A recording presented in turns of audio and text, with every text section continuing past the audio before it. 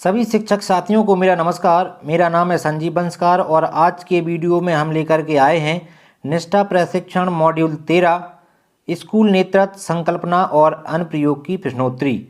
इस मॉड्यूल में 2 प्रश्नोत्तरी दी गई हैं। पहली प्रश्नोत्तरी में 16 प्रश्न दिए गए हैं एवं दूसरी प्रश्नोत्तरी में 10 प्रश्न दिए गए हैं, जिन्हें हम क्रमशः पूर्ण करेंगे। पहली प्रश्नोत्तरी का पहला प्रश्न है, शिक्षार्थी दिए गए कार्यों, कक्षा में होने वाली परीक्षाओं, क्षेत्र कार्यों एवं शिक्षण अभ्यासों पर व्यक्तिगत रूप से कार्य करते हैं। इस प्रश्न का सही उत्तर है निष्क्रिय अधिगम। अगला प्रश्न है, शिक्षक शिक्षार्थियों को गहन विचार विमर्श व चिंतन संलग्न रखते हैं। शिक्षार्थियों को स्व अध्ययन और समीक्षात्मक विचार कौशलों के विकास के लिए मुद्दों को समझने एवं पहचानने के लिए प्रोत्साहित करते हैं। शिक्षार्थी अपने द्वारा किए गए अवलोकन, स्वचिंतन जिसमें विवादों का भी उल्लेख हो, इन सभी विषयों पर चिंतन युक्त लेख लिखते हैं। इस प्रश्न का सही उत्तर है सक्रिय अधिगम।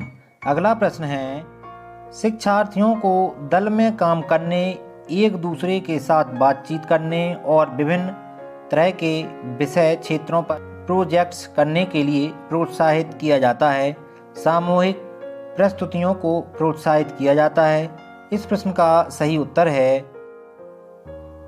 सक्रिय अधिगम। अगला प्रश्न है हमारा, सामाजिक वास्तविकताओं, शिक्षार्थी और अधिगम प्रक्रिया के बारे में छात्रों की मान्यताओं का निराकरण करने के लिए कोई स्थान नहीं होता।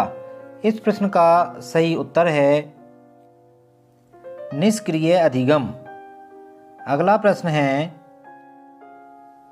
समीक्षात्मक विचार कौशलों के माध्यम से शिक्षण अधिगम व्यक्तिगत व सामाजिक अनुभवों के साझा संदर्भों में ज्ञान को अर्जित किया जाता है। इस प्रश्न का सही उत्तर है सक्रिय अधिगम। अगला प्रश्न है, अध्यापक बच्चों एवं अधिगम से जुड़े सामान्य सिद्धांतों को ही शिक्षण अधिगम प्रक्रिया में प्रयोग में लाते हैं। इस प्रश्न का सही उत्तर है निष्क्रिय अधिगम। अगला प्रश्न है, रट्टा प्रणाली को प्रोत्साहित करना, निष्क्रिय अधिगम। अगला प्रश्न है, अध्यापक उन सामाजिक, सांस्कृतिक और राजनीतिक संदर्भों को समझते हैं जिनमें शिक्षार्थी पलते व विकसित होते हैं। वे शिक्षार्थियों को सैद्धांतिक जानकारी के साथ साथ जीवन की वास्तविक स्थितियों से भी परिचित कराते हैं। इस प्रश्न का सही उत्तर है सक्रिय अधिगम। अगला प्रश्न है,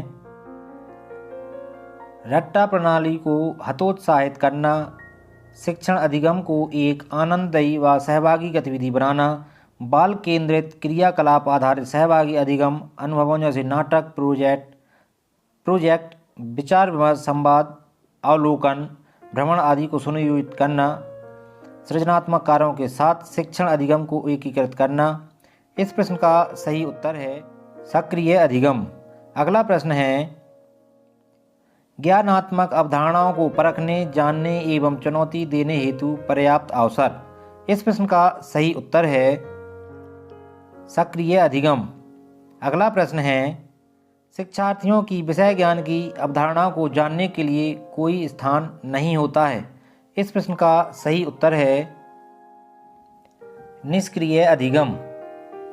अगला प्रश्न है, चिंतन, मनन व स्वाध्ययन के कम अवसर। इस प्रश्न का सही उत्तर है निष्क्रिय अधिगम। अगला प्रश्न है, सामाजिक पुनः निर्माण के लिए जीवन के लोकतांत्रिक तरीकों, समानता, न्याय, स्वतंत्रता, बंधुत्व, धर्मनिरपेक्षता एवं उत्साह को बढ़ावा देना।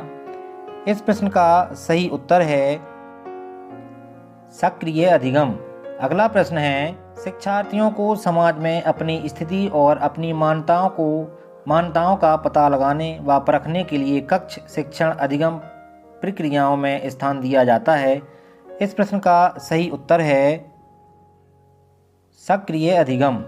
अगला प्रश्न है, शिक्षार्थी के लिए ज्ञान को बाहरी एवं ऐसा माना जाता है जिसे प्राप्त किया जाना है। इस प्रश्न का सही उत्तर है निष्क्रिय अधिगम। अगला प्रश्न है, मूल आधारित शिक्षा की ओर न ले जाना। इस प्रश्न का सही उत्तर है निष्क्रिय अधिगम। इस प्रकार हमने 16 प्रश्नों के उत्तर पूर्ण कर लिए हैं। सबमिट पर हमने क्लिक कर दिया। हमारा स्कोर आ चुका है 16 में से 16। भूलवश हमसे कोई उत्तर गलत सिलेक्ट हो जाता है तो हम रेडो पर क्लिक करके प्रश्नोत्तरी दोबारा से स्टार्ट कर सकते हैं। अब दूसरी प्रश्नोत्तरी का पहला प्रश्न है, विद्यालय के स्टाफ के साथ दल अधिगम की प्रक्रिया का समेकन करने के लिए उचित अवसर क्या है। इस प्रश्न का सही उत्तर है स्टाफ मीटिंग। अगला प्रश्न है हमारा, विद्यालय नेतृत्व का सीधा प्रभाव छात्र अधिगम पर पड़ता है, इसका अर्थ है। इस प्रश्न का सही उत्तर है विद्यालय प्रमुख द्वारा कक्षा में शिक्षण अधिगम प्रक्रिया में सम्मिलित होना। अगला प्रश्न है हमारा, विद्यालय विकास योजना किसके लिए उपयोगी नहीं है। इस प्रश्न का सही उत्तर है केवल प्रशासकीय उद्देश्यों के लिए।